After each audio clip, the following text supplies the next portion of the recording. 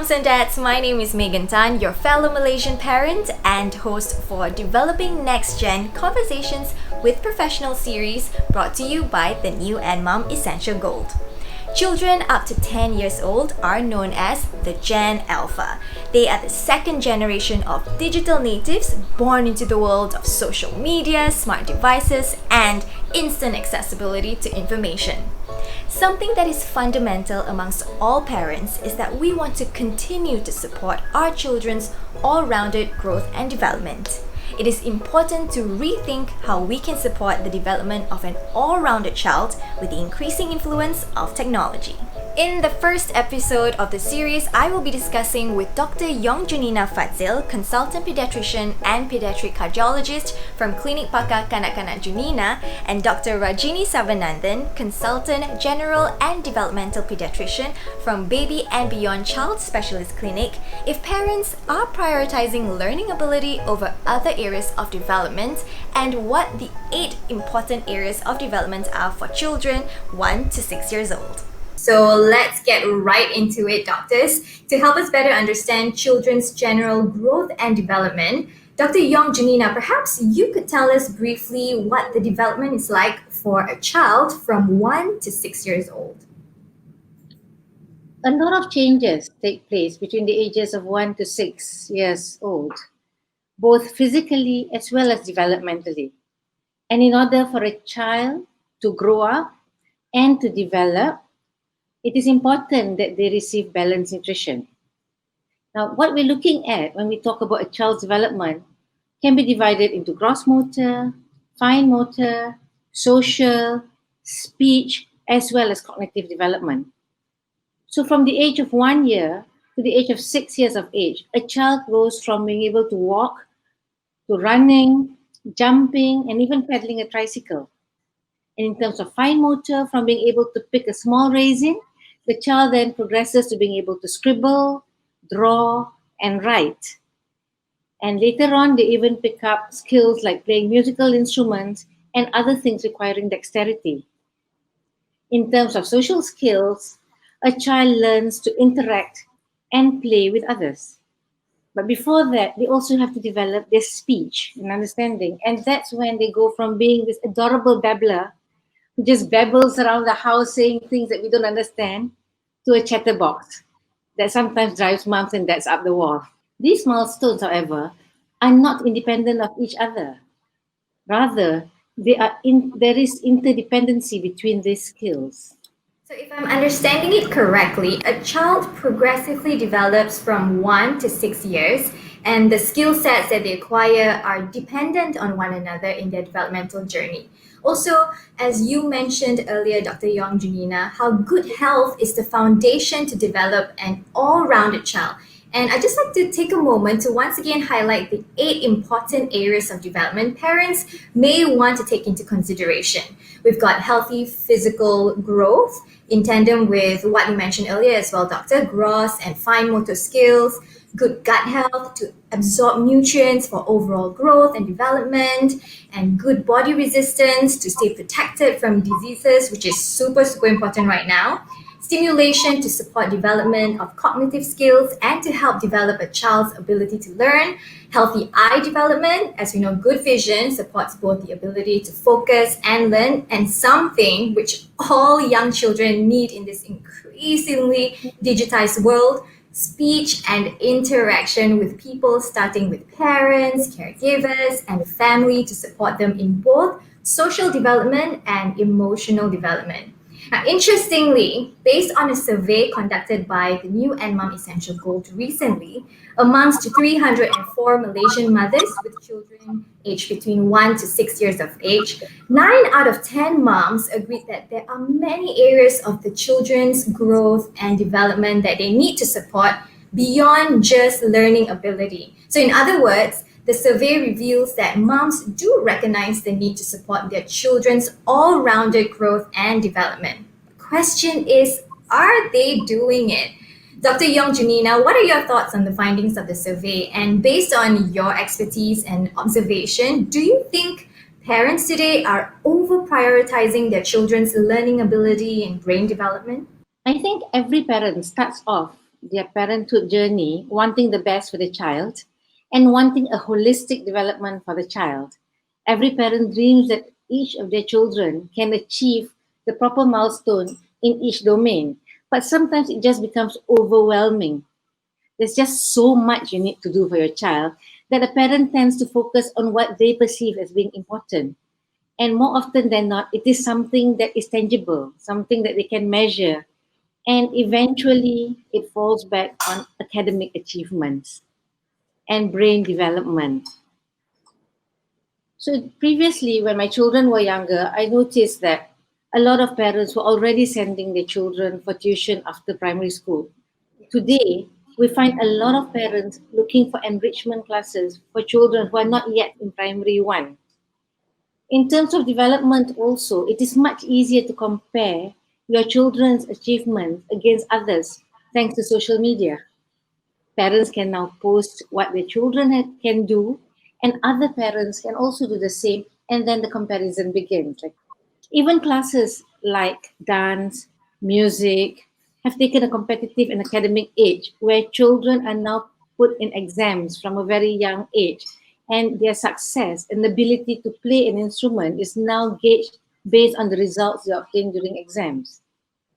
In terms of speech and communication, more often than not, I find that a child's ability to speak, when I ask, is limited to the ability to count 1 to 10, for example, or my child can count up to 15.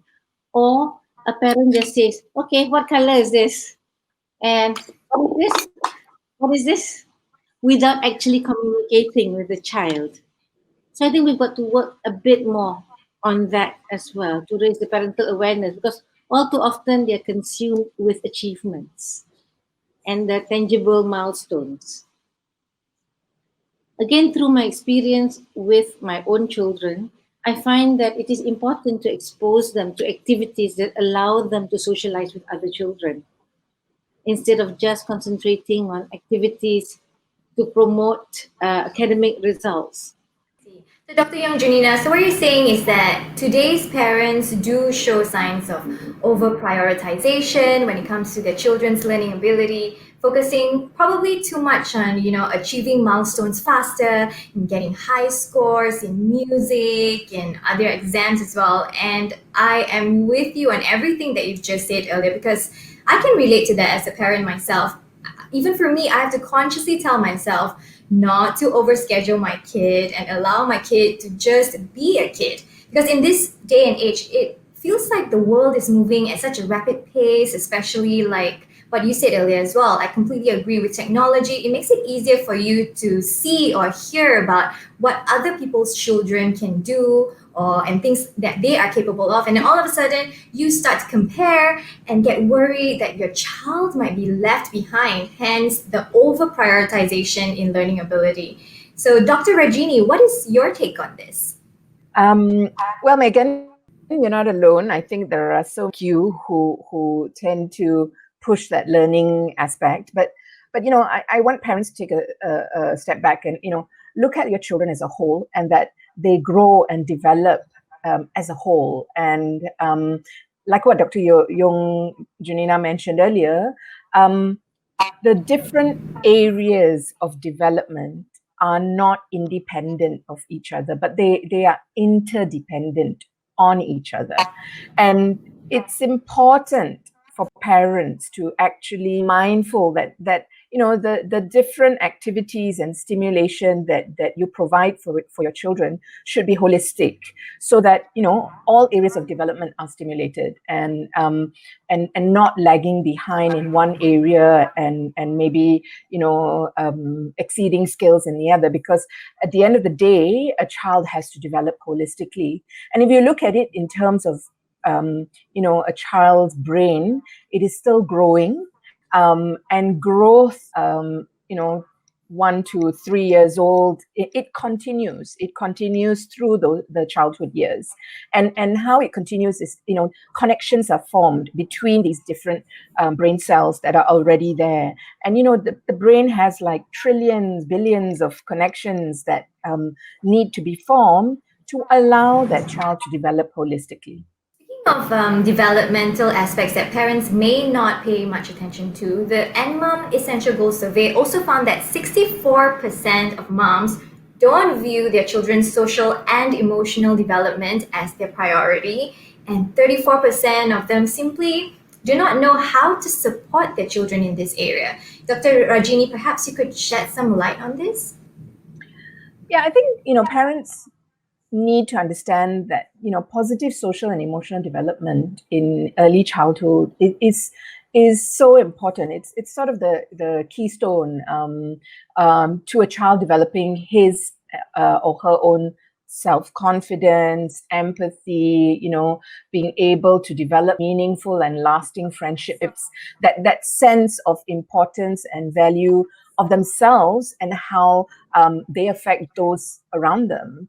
And these are the building blocks in terms of them later on having to develop relationships as teenagers, as adults even. And a child's social and emotional development also influences other areas of development. I think many parents don't really understand this conversation because how does it happen in a young child? And it starts by that child understanding who they are, what they are feeling, what to expect when they interact with each other. And they do this by forming those and sustaining those positive relationships in their lives. They do this by experiencing and managing and expressing emotions, exploring and engaging the environments that they live in, and also the environments that they face on a day-to-day basis, the community around them. And what's important is that parents, stable caregivers, they play the biggest part in allowing that child to develop this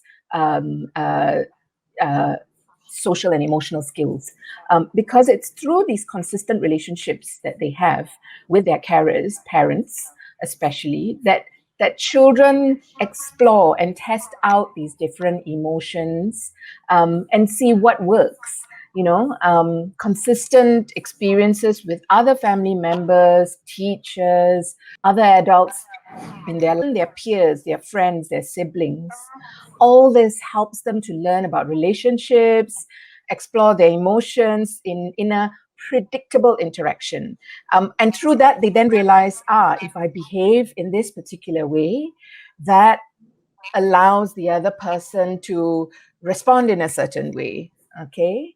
And my advice to parents is don't neglect this important aspect of your child's development, because what you do with them in these early years is what then influences their responses as they grow up. So pay more attention to these quality interactions and communication with children on a daily basis, depending on their age. It takes more time, but really it's investing in your child's future, because the research actually shows that children who are mentally healthy tend to be happier. They show greater motivation to learn.